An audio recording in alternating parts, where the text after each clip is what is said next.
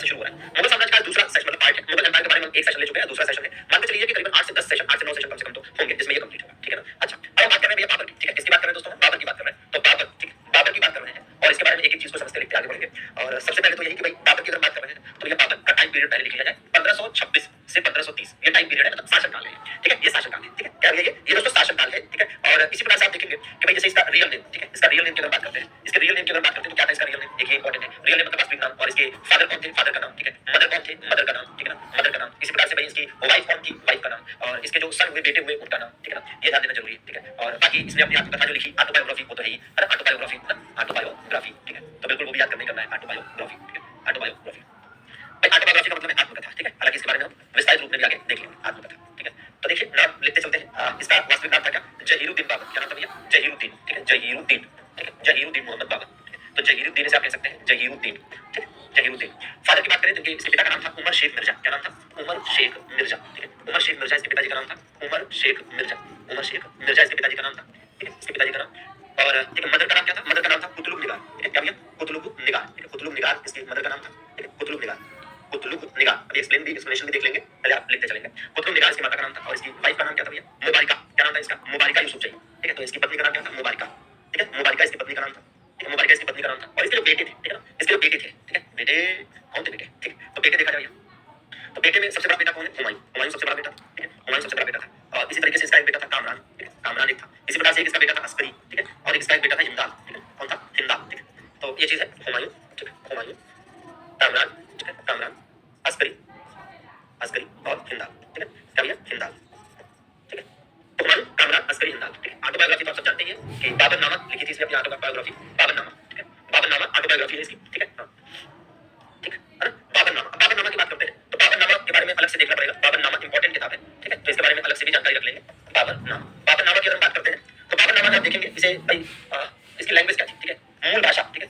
तो मूल भाषा मूलतः या यूं कह लीजिए कि मूलतः किस भाषा में लिखी गई? तो मूलतः मतलब ओरिजिनली, ठीक है। तो ओरिजिनली की अगर बात करें, ओरिजिनली किस भाषा में लिखी गई? तो ओरिजिनली आप देखेंगे किस भाषा में लिखी गई थी, ठीक है। किस भाषा में? तुर्की भाषा में, ठीक है। तुर्की भाषा में लिखी गई। ओरिजिनली से किस भाषा में लिखा गया? तुर्की भाषा में, ठीक है। मतलब कह सकते हैं कि इन टर्किश, ठीक है। इन टर्किश लैंग्वेज, ठीक है। कौन सी लैंग्वेज में? भाई टर्किश लैंग्वेज में लिखी गई, ठीक है। इन टर्किश लैंग्वेज मूलतः। और इसी प्रकार से आप देखिए कि बाबरनामा जो है भाई ये तो समझ रहे हैं कि बाबर की आत्मकथा है तो बाबर ने ही लिखी है, इसमें कहीं से कहीं तक कोई दो राय नहीं है। इसे आगे चलकर आप देखेंगे तो भाई इसका अदर नेम मतलब इसे और क्या कहा गया? हालांकि जब इसका फारसी में अनुवाद हुआ तब इसे नाम दिया गया क्या? तुजुक ए बाबरी। क्या नाम दिया गया? तुजुक ए बाबरी, ठीक है। तुजुक ए बाबरी। तो तुजुक ए बाबरी जब इसका फारसी में अनुवाद हुआ तब इसका नाम पड़ा क्या? तुजुक ए बाबरी, तुजुक ए बाबरी, ठीक है। तो तुजुक ए बाबरी भी याद रखेंगे। और इसका जो फारसी अनुवाद किया गया, ठीक है, वो किसके द्वारा किया गया था? फारसी अनुवाद, ठीक है ना। मतलब ट्रांसलेशन इन पर्शियन लैंग्वेज, ठीक है ना। Translation in Persian language. तो पर्शियन लैंग्वेज में इसका जो अनुवाद है वो किसने किया? पर्शियन लैंग्वेज में इसका अनुवाद है वो किया गया था किसके द्वारा भैया? तो ये किया गया था अब्दुल रहीम खान खाना के द्वारा। किसके द्वारा? अब्दुल रहीम खान खाना, ठीक है ना। तो अब्दुल रहीम खान खाना के द्वारा इसका फारसी में अनुवाद किया गया। किसके द्वारा? अब्दुल रहीम खान खाना, ठीक है। अब्दुल रहीम खान खाना, ठीक है। ये भी इंपॉर्टेंट है। और ये जो बाबरनामा है, ठीक है ना, ये जो बाबरनामा है, ठीक है, ये जो बाबरनामा है, इस बाबरनामा में, ठीक है, 2 हिंदू राज्यों और 5 मुस्लिम राज्यों का उल्लेख है। 2 हिंदू राज्यों और 5 मुस्लिम राज्यों का उल्लेख है। लेकिन ठीक है, कहते हैं कि इसलिए भाई हिंदू राज्य पूछा जाता है, 2 हिंदू राज्य, ठीक है। 2 हिंदू राज्य जो है 2 हिंदू राज्यों का उल्लेख है। और कौन से 2 हिंदू राज्यों का उल्लेख है इसमें? तो कौन से 2 हिंदू राज्यों का उल्लेख है? बिल्कुल पूछा जा सकता है, ठीक है। कि मेंशन किया गया है, मतलब कह सकते हैं जैसे कि 2 हिंदू, ठीक, मेवाड़ है, ठीक है। एक कौन सा है? मेवाड़ है, ठीक है, मेवाड़। और दूसरा कौन सा है? विजयनगर। इन्हीं 2 हिंदू राज्यों का इसमें उल्लेख है ना किया गया है बाबर के द्वारा, ठीक है, विजयनगर का, ठीक है। तो बिल्कुल याद रखना है विजयनगर और मेवाड़ दोनों का इसमें उल्लेख मिलता है। विजयनगर और मेवाड़ दोनों का इसमें उल्लेख किया गया है, ठीक है। इस बाबरनामा में, ठीक है, इस बाबरनामा में आप देखेंगे जैसे ये सारी चीजों के साथ साथ आप ये भी याद रखें कि भैया इस बाबरनामा में पानीपत में जीत का श्रेय किसे कहा गया है? पानीपत में जीत का श्रेय बाबर ने किसे दिया है? पानीपत में जीत का श्रेय, पानीपत में जीत का श्रेय, ठीक है।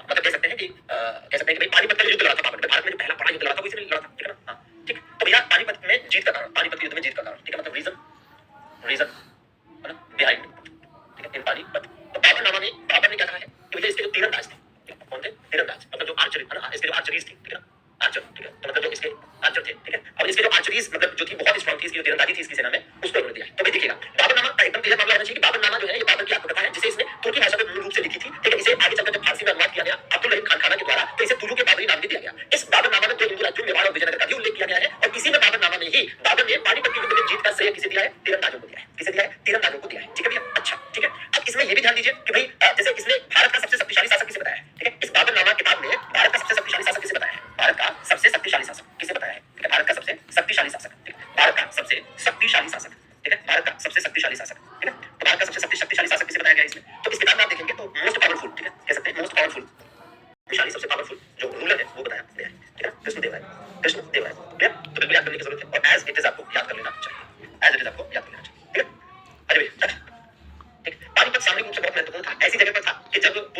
क्षेत्र से कोई आक्रमणकारी है ना प्रवेश करता था तो दिल्ली से पहले पानीपत पड़ता था। तो दिल्ली से सबसे पहले पड़ने की वजह से उसकी सामरिक रूप से स्थिति बहुत महत्वपूर्ण थी। ठीक है ना? हाँ जी। जाहिर सी बात है बाबर के समय में पानीपत का पहला युद्ध हुआ था। अभी तो आप पढ़ेंगे बहुत बार। ठीक है? तो ये बाबर नामा की कहानी आपके सामने हमने रख दी पूरी कि बाबर नामा की क्या कुछ खासियत है। ठीक है? तो बाबर के बारे में यहाँ पर बात कर रहे थे। तो बाबर के बारे में जो बातें कर रहे थे इसको यहाँ पर हम लोग कंप्लीट कर लेते हैं। ठीक है ना? कंप्लीट कर लेते हैं और फिर उसी प्रकार से इसको आगे लेकर चलते हैं।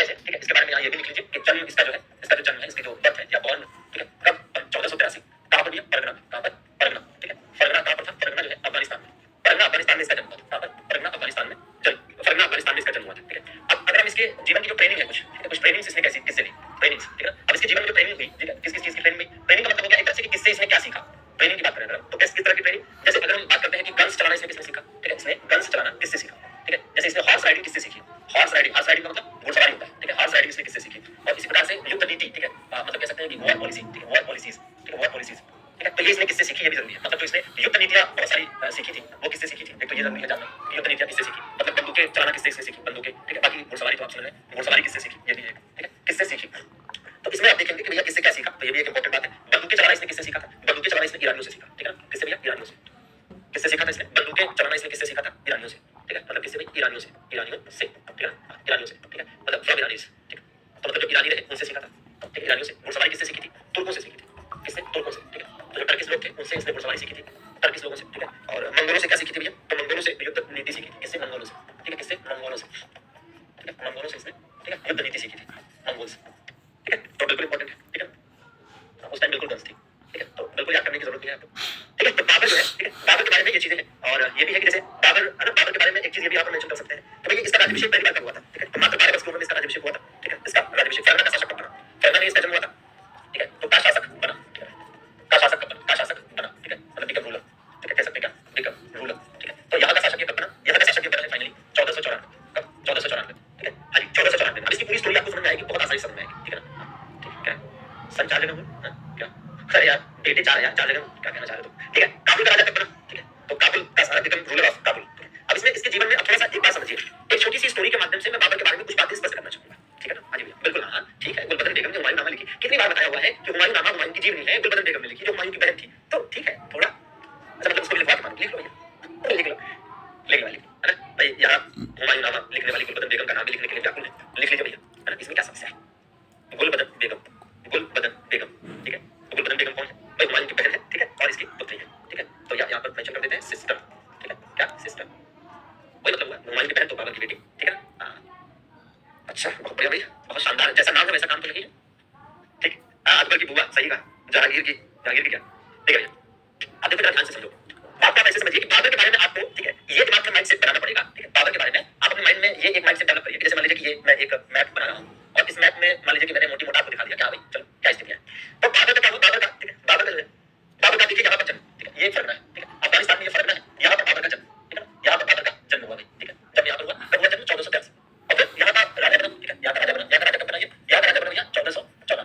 ठीक है मतलब जब ये राजा बना तो तकरीबन 12 साल के आसपास की उम्र का था तकरीबन 12 साल के उम्र के आसपास का था ठीक है तकरीबन 12 साल की उम्र के आसपास का था तो भैया इतनी छोटी उम्र में इसके पिता की डेथ हो गई सोच के देखिए कि बहुत छोटी उम्र में मात्र 12 साल के आसपास का था तभी इसके पिता की डेथ हो गई अब इतना छोटा सा बालक अपने पिता की अचानक बचपन में ही मृत्यु पर राजा बना शासक बना छोटे से क्षेत्र का फरगना का जो कि अफगानिस्तान में पड़ता है तो अब ये चूंकि छोटा बालक है और एक राज्य का शासक है तो लोग इससे इसका राज्य हड़प लेना चाहते हैं और ऐसा हुआ भी इसके अपने अपनों ने भी इसका साथ नहीं दिया इसके अपने अपनों ने भी इसका साथ नहीं दिया और अंततः इसका राजकाज हड़प लिया और कुछ ही समय में बाबर जो है राज्य विहीन हो गया गृह विहीन हो गया मतलब ना इसके पास राज्य बचा ना इसके पास घर बचा अपने कुछ समर्थकों के साथ वो इधर उधर वर्षों तक भटकता रहा और अंततः ठीक है धीरे धीरे करके अपनी सेना इसने बढ़ाई और अफगानिस्तान के मध्य एशिया से सटे हुए इलाके में विभिन्न छोटे छोटे गुटों कबीलों के साथ धीरे धीरे ये युद्ध करने लगा और मध्य एशिया में जो विभिन्न शक्तियां थी वो तुर्की शक्तियां थी मंगोल शक्तियां थी ठीक है और अफगानी शक्तियां ईरानी शक्तियां तो थी तो अफगानिस्तान का मध्य एशिया से सटा हुआ जो इलाका है इस क्षेत्र में ठीक है इस क्षेत्र में इसने क्या किया बहुतों युद्ध किए ठीक है बाबर ने बहुतों युद्ध किए बहुतों लड़ाइयां लड़ी और इस क्षेत्र में इन युद्धों के दौरान इसने बहुत कुछ सीखा जैसे बंदूकें चलाना तोपों का इस्तेमाल करना है कई प्रकार की युद्ध नीतियां करना ठीक है और भाई घुड़सवारी करना और कैसे मतलब अपने आप को जुझारू बनाया लेकिन चूंकि बाबर के पास जो कुछ भी ठीक है स्पेशलिटीज थी जो भी इसकी युद्ध कौशल थी जो भी युद्ध नीतियां थी वो सब ऑलरेडी मध्य एशिया के इन लोगों को पता थी इस वजह से बाबर इन लोगों से जीत नहीं पाया और अंततः ठीक है अंततः क्या हुआ इसकी अंतिम रूप से मध्य एशिया में हार हुई अंतिम रूप से जब मध्य एशिया में इसकी हार हुई वो मैं लिख रहा हूं अंतिम रूप से मध्य एशिया में जो इसकी हार हुई अंतिम रूप से मध्य एशिया में जो इसकी हार हुई वो कब हुई थी बताएं वो 1502 में कब हुई 1502 में जब इसने एक युद्ध लड़ा जिसे कहते हैं सर ए पुल का युद्ध ठीक है सर ए पुल का युद्ध ठीक है सर ए पुल का युद्ध लड़ा अब ये जो सर ए पुल का युद्ध है या यूं कह लीजिए कि बैटल ऑफ सर ए पुल ठीक है तो बैटल ऑफ सर ए पुल जो है इस युद्ध में क्या हुआ इस युद्ध में इसे शहबानी खान ने हरा दिया ठीक है शहबानी खान ने हराया ठीक है शहबानी खान ने बाबर को हरा दिया शहबानी खान ने हराया ठीक है मतलब कह सकते हैं कि यहाँ पर क्या भैया defeated by Shaibani Khan, defeated by Shaibani Khan, ठीक है, तो डिफीटेड बाई शैबानी खान। तो इसे भैया शैबानी खान ने हरा दिया। जब इस युद्ध में बाबर हार गया, तो वैसे तो बहुत सारे युद्ध हारा था, लेकिन अंतिम रूप से जब ये युद्ध हार गया तो बाबर का दिल टूट गया। ये समझ गया कि इस क्षेत्र में लड़ाई झगड़ा करने से, इस क्षेत्र में संघर्ष करने से कोई फायदा नहीं है, ठीक है, इस क्षेत्र में संघर्ष करने से कोई फायदा नहीं है, मैं जीत भी तो नहीं पाऊंगा। और इसके बाद फिर इसने भारत की तरफ रुख करना शुरू किया। हालांकि ऐसा नहीं सीधे भारत आ गया, इसके बाद इसने यहाँ पर स्थित काबुल पर, ठीक है, कब्जा कर लिया। किस पर लिया? काबुल पर। किस पर कब्जा कर लिया? काबुल पर। तो आप देखेंगे कि काबुल का शासक कब बना, ठीक है, तो काबुल पर अधिकार की अगर बात करें, काबुल पर अधिकार, ठीक है, काबुल पर अधिकार या काबुल का शासक बना, का शासक बना, काबुल का शासक कब बना? काबुल का शासक बना मतलब कह सकते हैं बिकम रूलर, ठीक है, तो बिकम रूलर कब भैया? ये हुआ 1504। कब हुआ? 1504। तो 1504 में बाबर कहाँ का शासक बना? काबुल का शासक बना, ठीक है, और यहीं से अपने आप को इसने मजबूत किया। यहीं से इसने क्या किया? अपने आप को मजबूत किया, ठीक है, काबुल अफगानिस्तान की राजधानी है, ठीक है, तो यहीं से इसने अपने आप को मजबूत किया। और इस दौरान इसने क्या किया? अगल बगल के क्षेत्रों पर आक्रमण करके लूटपाट की, ठीक है, अगल बगल के क्षेत्रों पर आक्रमण करके लूटपाट किया, ठीक है, अगल बगल के क्षेत्रों पर आक्रमण करके लूटपाट किया और विभिन्न क्षेत्रों से बहुत सारा लूटपाट करके अपने आप को धीरे धीरे मजबूत किया, ठीक है, धीरे धीरे मजबूत किया। अब धीरे धीरे समय बीता गया, बीता गया, बीता गया, और 1507 में इसने आपको और मजबूत करके बादशाह घोषित किया, मतलब स्वयं को बादशाह घोषित किया, स्वयं को क्या घोषित किया? स्वयं को बादशाह, स्वयं को बादशाह या बादशाह घोषित किया, ठीक है, स्वयं को बादशाह या बादशाह घोषित किया, ठीक है, घोषित किया। तो ये भी इंपॉर्टेंट बात है, ठीक है, मतलब declared himself, ठीक है, बादशाह, ठीक है, क्या बातें की है दोनों की, ठीक है, बस पर्शियन लैंग्वेज में बादशाह हो जाता है, ठीक है, बादशाह या बादशाह, ठीक है ना, बादशाह, क्लियर है? तो यहाँ तो 1507 में ये चीज हुई। कब हुई ये चीज? 1507 में, ठीक है, 1507 की बात है तकरीबन, ठीक है, 1507 की बात है, इसने अपने आप को बादशाह या बादशाह घोषित किया, ठीक है। अब क्या हुआ कि भाई अब बाबर धीरे धीरे अपने आप को मजबूत बना चुका था, ठीक है, तो अब इसी दौरान इसने भारत पर आक्रमण किया, भारत के एक क्षेत्र पर आक्रमण किया जिसका नाम था बाजार और भेरा वाला क्षेत्र। तो यहाँ पर बाजार और भेरा वाला क्षेत्र था, यहाँ पर बाबर का पहला आक्रमण हुआ।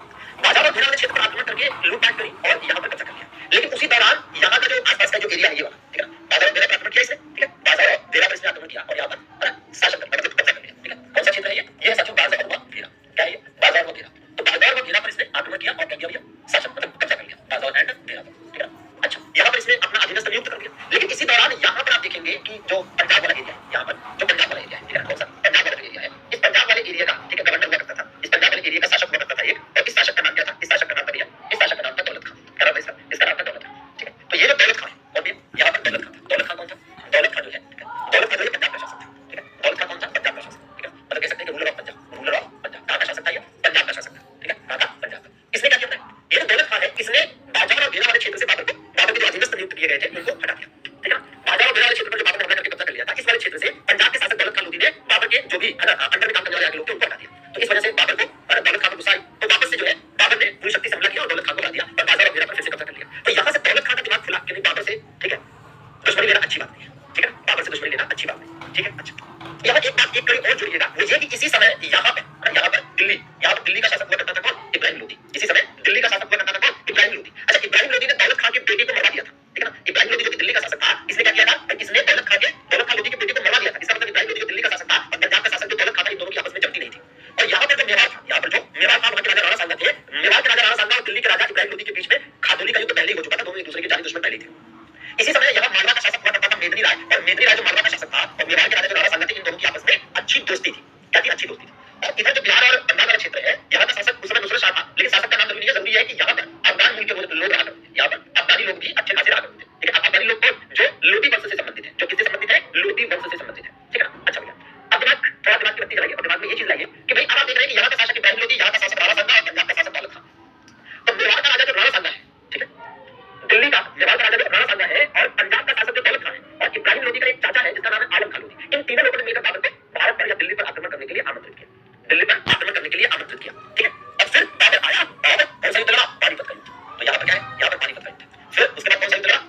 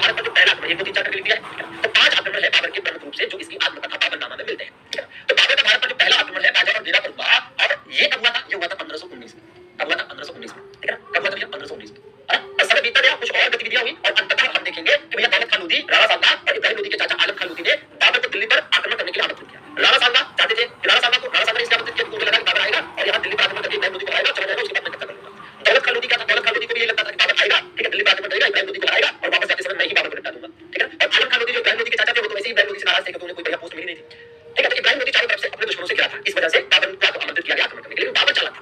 बाबर ने क्या सोचा कि बाबर को ये लगा कि भाई मैं इस रास्ते दिल्ली की तरफ जा रहा हूँ, मैं इस रास्ते दिल्ली की तरफ जा रहा हूँ, ठीक है, इसके कहने पर दौलत खान लोधी और राणा सांगा के आमंत्रण पर। तो बाबर को ये समझ आ गया कि अगर मैं इस रास्ते दिल्ली जाऊंगा और दिल्ली में यहाँ पानीपत का युद्ध लड़ूंगा, इब्राहिम लोधी को मारूंगा, तो जब मैं वापस आने लगूंगा तो रास्ते में ये दौलत खान लोधी मेरा रास्ता रोक लेगा। यही कारण है कि बाबर ने जब दिल्ली की तरफ दौड़ना शुरू किया तो रास्ते में पड़ने वाले ये वाला जो क्षेत्र है जहां पर दौलत खान लोधी था, पहले दौलत खान लोधी को मार दिया, ठीक है, मार दिया, ठीक है ना। अच्छा, और उसके बाद फिर इसने लड़ाई लड़ी कौन सी? इसके बाद फिर इसने लड़ाई लड़ी कौन सी? इसके बाद इसने लड़ाई लड़ी पानीपत की। तो यहाँ पर लिखा पानीपत का पहला युद्ध, ठीक है, क्या बोलिए, पानीपत का पहला युद्ध, ठीक है, पानीपत का युद्ध, ठीक है, पानीपत का युद्ध, और ये पहला युद्ध, ठीक है, मतलब कह सकते हैं कि फर्स्ट बैटल ऑफ पानीपत बात गया इब्राहिम लोधी के हाथ, ठीक है। तो आगे लिख लेंगे इसी प्रकार से। अब बाबर ने जब बाबर ने पानीपत का पहला युद्ध जीत लिया तो बाबर को लगा कि यहाँ पर शासन करना आसान है, मैं इस पर कब्जा करके इस पर शासन करूंगा, ठीक है। लेकिन बाबर को ये पता था कि अगर दिल्ली में मैं रुकने का प्लान कर रहा हूँ और यहाँ से मैं शासन करूंगा तो इसके लिए जरूरी है कि यहाँ के शासक राणा सांगा से निपटा जाए, क्योंकि इससे निपटे बगैर भारत में शासन नहीं करना। इसीलिए बाबर ने अगला युद्ध लड़ा जिसे कहा गया खानवा का युद्ध, ठीक है, खानवा का युद्ध, ठीक है, खानवा का युद्ध कहा गया, ठीक है, खानवा का युद्ध मतलब बैटल ऑफ खानवा, ठीक है, बैटल ऑफ खानवा, ये जस्ट अगले ही साल बैटल ऑफ खानवा, ये होगा 1527, ठीक। अब ये जो खानवा का युद्ध हुआ इसमें राणा सांगा की हार हुई, लेकिन राणा सांगा का साथ देने के लिए यहाँ, ठीक है, यहाँ से मालवा से आए थे उनके दोस्त मेदिनी राय, इस वजह से बाबर का अगला आक्रमण मेदिनी राय पर हुआ जिसे कहा गया क्या, चंदेरी का युद्ध, क्या कहा गया, चंदेरी का युद्ध, ठीक है, चंदेरी का युद्ध। और ये जो चंदेरी का युद्ध हुआ मतलब बैटल ऑफ चंदेरी जो हुआ, इस युद्ध में, ये युद्ध कब हुआ, ये युद्ध हुआ 1528 में, और इस युद्ध में किसकी हार हुई, मेदिनी राय की हार, ठीक है, मेदिनी राय की हार हुई, ठीक है। हाँ, इसके बाद यहाँ देखिएगा, ये क्या है, यहाँ पर हुआ घाघरा का युद्ध। ये घाघरा का युद्ध क्यों हुआ? देखिए, घाघरा का युद्ध होने के पीछे कारण ये था कि बाबर ने दिल्ली से किसे बेदखल किया था, बाबर ने दिल्ली से इब्राहिम लोधी को बेदखल किया था पानीपत के युद्ध में हराकर।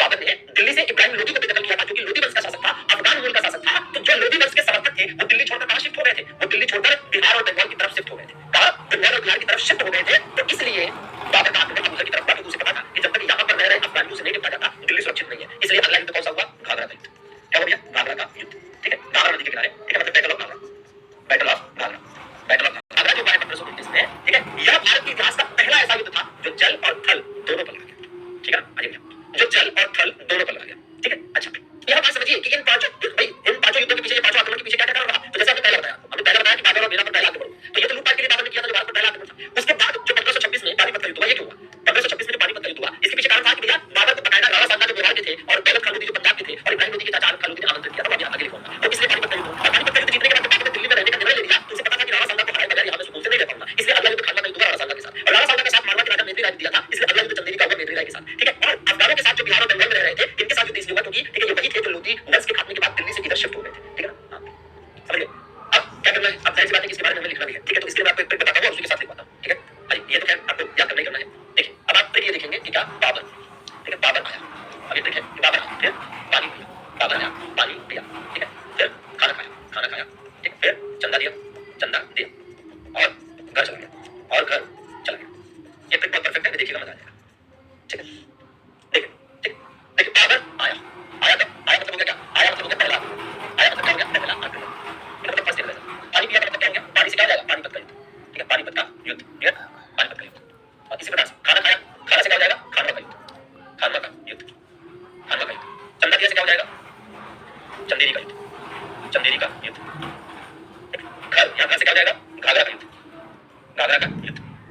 और चला गया मतलब क्या होगा, मर गया मतलब डेथ, मर गया मतलब डेथ, ठीक, ठीक। अच्छा भाई, अब इसमें आप देखिए कि जैसे एकदम एक ईयर भी याद करने में कोई दिक्कत है नहीं, बस थोड़ा सा एक चीज है जो दिमाग में रखनी पड़ेगी वो ये कि जैसे आया मतलब पहला आक्रमण तो 1519 में हुआ था, अब यहाँ पानीपत बात करते हैं कि 1526 में हुआ। अब यहाँ से सीक्वेंस में चलिए, ठीक है, एकदम सीक्वेंस में चलिए आराम से। 1526 है, यहाँ 1527 लिख लीजिए, यहाँ 1528 लिख लीजिए, यहाँ 1529 लिख लीजिए, लगातार लड़ते लड़ते मर गया 1530 लिख लीजिए, ठीक, एकदम से पानीपत युद्ध को अंग्रेजी में पानीपत का युद्ध कहेंगे भाई। अरे यार अब इतना नहीं लिख पाओगे बैटल ऑफ पानीपत, मतलब थोड़ा तो मैनेज करो, नहीं लिख पाओगे, क्या लिखा है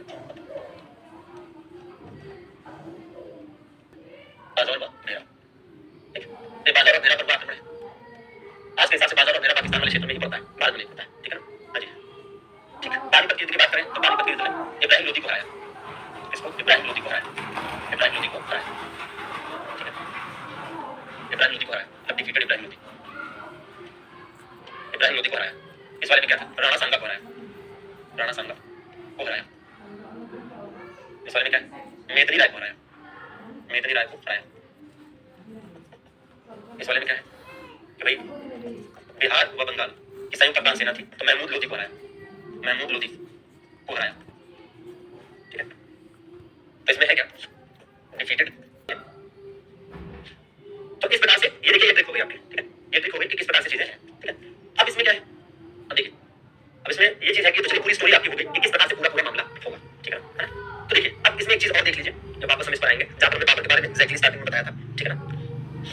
और अगर हम इसकी उपाधि की बात करें तो एक उपाधि हमने बताई दी है, ठीक है, कौन सी उपाधि इसने भाई बादशाह या बादशाह की उपाधि, इसकी पैतृक उपाधि क्या थी मतलब पैटर्नल टाइटल, है ना। तो बाबर की बात करें अगर हम तो बाबर के बारे में कुछ और पॉइंट्स भी नोट कर लीजिएगा, ठीक है, बाबर के बारे में कुछ और पॉइंट्स जो आपको याद रखने चाहिए। जैसे बात कर रहे हैं टाइटल, टाइटल मतलब उपाधियां, ठीक है, टाइटल मतलब उपाधियां। अब इसमें टाइटल में क्या है कि जैसे एक उपाधि है कलंदर की, ठीक है, कलंदर की उपाधि, कलंदर तो बताइए था, कलंदर, ठीक है। एक उपाधि है गाजी की, ठीक है, गाजी की उपाधि है, तो बिल्कुल याद रखना है गाजी, ठीक है। एक उपाधि है मिर्जा, ठीक है, मिर्जा एक उपाधि है, मिर्जा, ये इसकी पैतृक उपाधि थी मिर्जा। और एक जो है बादशाह या बादशाह वाली है, बादशाह या बादशाह, ठीक है, बादशाह या बादशाह, ठीक है। अब इसमें ये भी है कि जैसे गाजी की उपाधि कब धारण की थी, तो गाजी की उपाधि जो धारण की है इसने, ठीक है, after battle of, after battle of, battle of, after battle of, ठीक है ना। अच्छा, आपका कौन सा लैंग्वेज बेटा कपिल, कौन सा लैंग्वेज बताना, battle after battle of, after battle of Khanwa, ठीक है, मतलब खानवा के युद्ध के बाद, खानवा के युद्ध के बाद। आपका हिंदी है ना, केवल इंग्लिश में लिखो चलेगा, नहीं चलेगा, क्या मजाक कर रहे हो। चलिए मिर्जा की बात करें, ये कहती है पैतृक उपाधि थी, पैतृक उपाधि मतलब इसके पिता का नाम था उमर शेख मिर्जा, तो ये इसकी पैतृक उपाधि थी, पैतृक उपाधि मतलब कह सकते हैं कि paternal title, paternal title, paternal title, तो ये इसकी पैतृक उपाधि थी। और बाकी ये है कि इंपॉर्टेंट तो है ये चीजें। एक है डिसेंडेंट, ठीक है, क्या होता है डिसेंडेंट ऑफ, मतलब ये है कि वंशज, डिसेंडेंट का मतलब होता है वंशज, किसका वंशज था ये। तो इसमें भी दो चीजें हैं, पिता की ओर से, पिता की ओर से, पिता की ओर से, और दूसरा क्या है माता की ओर से, माता की ओर से, ठीक है, मतलब कह सकते हैं कि from paternal side, from paternal side, ठीक है, और इसको क्या कह सकते हैं कि from maternal side, from maternal side, ठीक है। तो पिता की ओर से, पिता की ओर से तैमूरों का वंशज था, ठीक है, और माता की ओर से मंगोलों का, ठीक है, मंगोलों का वंशज था। मतलब क्या है, मतलब ये है कि इसके जो पिताजी थे वो तैमूरों के वंशज थे, ठीक है, और इसकी माता जो थी वो मंगोलों की वंशज थी, और इसकी रगों में दोनों खतरनाक आक्रमणकारियों का खून दौड़ रहा था, ठीक है, तैमूरों का भी और मंगोलों का भी, ठीक है ना। अरे भैया तो ये याद करना बहुत जरूरी है, एज इट इज याद करना जरूरी है, ठीक है। बाकी बाबर जो है, बाबर के बारे में और कुछ है सर भाई, बाकी इसका टॉम, इसका मकबरा तो खैर बता देंगे। अच्छा, टॉम के बारे में दो बातें हैं, इसका जो मकबरा है, ठीक है, इसका जो मकबरा है इसके बारे में दो बातें याद रखेंगे। क्या कि एक तो भैया 1530 में, 1530 में इसको कहा आराम बाग में दफनाया गया था, आराम बाग, आराम बाग, कहां पर आराम बाग में, ठीक है, आराम बाग आगरा, ठीक। लेकिन अकबर काल में इसका मकबरा कहां बनाया गया, अकबर काल में एक्चुअली में इसके साथ खेल हो गया था कुछ, क्या हुआ था वो बताते हैं। इन अकबर्स पीरियड, इन अकबर्स पीरियड इसका मकबरा कहां बनाया गया, इसका मकबरा वैसा बनाया गया काबुल में, कहां पर बनाया गया, काबुल में बनाया गया, ठीक है ना, काबुल में बनाया गया इसका मकबरा। तो मामला ये हुआ था कि जब 1530 में इसकी डेथ हुई, जब 1530 में इसकी मृत्यु हुई, ठीक है ना, हाँ बिल्कुल बिल्कुल रमेश बाबू, जब 1530 में इसकी डेथ हुई थी ना तो इसको आगरा के आराम बाग में दफना दिया गया आराम से। लेकिन बाद में इसकी आत्मकथा बाबरनामा के अनुसार पता चला कि ये चाहता था कि इसका मकबरा काबुल में बनाया जाए, कहां पर काबुल में, तो फिर इसका मकबरा काबुल में बना दिया गया, ठीक है ना, ये चीज। अच्छा, अब एक चीज और समझिए कि ये तो चलो ये भी ठीक बात है, जरूरी बात है, आपको पता होनी चाहिए। अब जो है ये जैसे जो युद्ध हुए, ठीक है, जो युद्ध हुए जैसे पानीपत का युद्ध, ठीक है, पानीपत का युद्ध, पानीपत का प्रथम युद्ध, ठीक है, पानीपत का प्रथम युद्ध मतलब फर्स्ट बैटल ऑफ पानीपत, आक्रमण के लिए, आक्रमण के लिए आमंत्रित किया, आमंत्रित किया, किसने आमंत्रित किया, ठीक है ना, इनवाइटेड, जिसकी वजह से ये युद्ध हुआ, नहीं तो होते नहीं। तो तीन लोग थे, एक तो भैया दौलत खान लोधी, दौलत खान लोधी, दूसरे राणा सांगा, और तीसरे आलम खान लोधी, ये चाचा था, ठीक है, इब्राहिम लोधी का आलम खान लोधी, आलम खान लोधी जो है चाचा था, ठीक है। पानीपत के युद्ध में, ठीक है, किसकी किसकी हार हुई, कह सकते हैं कि इब्राहिम का साथ इसमें किसने दिया, इब्राहिम की हार तो हुई हुई, इब्राहिम की हार, ठीक है, ये कह सकते हैं कि इब्राहिम लोधी हारा था, इब्राहिम युद्ध के मैदान में मारा जाने वाला, मारा जाने वाला, मारा जाने वाला मध्यकाल का पहला शासक, मध्यकाल का पहला शासक, मध्यकाल का पहला शासक, ठीक है, मध्यकाल का पहला शासक हुआ, मतलब हम कह सकते हैं कि इब्राहिम, इब्राहिम का बात दिया, ठीक है, इन सपोर्ट ऑफ इब्राहिम, एक और है ना मारा गया, इन सपोर्ट ऑफ इब्राहिम, कौन था भैया सपोर्ट में, तो इनके सपोर्ट में था विक्रमजीत सिंह, विक्रमजीत सिंह, ठीक है, king of Gwalior, king of Gwalior, तो ग्वालियर के राजा विक्रमजीत सिंह भी इसमें मारे गए, ठीक है ना, ग्वालियर के राजा विक्रमजीत सिंह भी इसमें मारे गए, ठीक है ना। बाबर ने इसमें क्या किया, तुलगमा युद्ध नीति का प्रयोग, तुलगमा युद्ध नीति का प्रयोग, ठीक है, तुलगमा युद्ध नीति का प्रयोग किया, ठीक है, तुलगमा युद्ध नीति का प्रयोग, द यूज ऑफ बाबर की जीत का कारण क्या था भाई? बाबर की जीत का कारण मतलब आप कहिए कि रीजन। बाबर जीत का कारण एक तो था बाबर का नेतृत्व, बाबर का कुशल सैन्य नेतृत्व, बाबर का कुशल नेतृत्व, ठीक है ना? मतलब कह सकते हैं skilled leadership of Babur, skilled leadership of Babur, ठीक है। दूसरा कारण क्या था? तीरंदाज, क्लास हो रही है? मेरी क्लास, ठीक है। तब एक ये भी याद कर लेंगे, तीरंदाज मतलब जो आर्चर थे। और क्या था भैया कारण? तोपों का प्रयोग, तोपों का प्रयोग, ये भी एक कारण था। द यूज ऑफ आर्टिलरीज, ठीक है। चलिए अगली क्लास का समय हो चुका है, ठीक है। तो पानीपत का ये युद्ध याद रखिएगा कि इस युद्ध में इब्राहिम लोदी का साथ, है ना, विक्रमजीत सिंह ने भी दिया, वो भी मारे गए। इब्राहिम लोदी के साथ साथ दोनों लोग मारे गए। पुलवामा युद्ध नीति का प्रयोग किया था बाबर ने, ठीक है। ये युद्ध करने का एक तरीका होता है, क्या होता है वो छोड़ दीजिए। बाबर की जीत के कारण ये तीनों ही कारण थे, ठीक है, जिसकी वजह से बाबर इसमें जीता। बाकी इसके आगे की चीजों के लिए हम आपसे कल मुलाकात करते हैं। आशा करते हैं कि आपको मजा आया। बहुत बहुत शुक्रिया, धन्यवाद।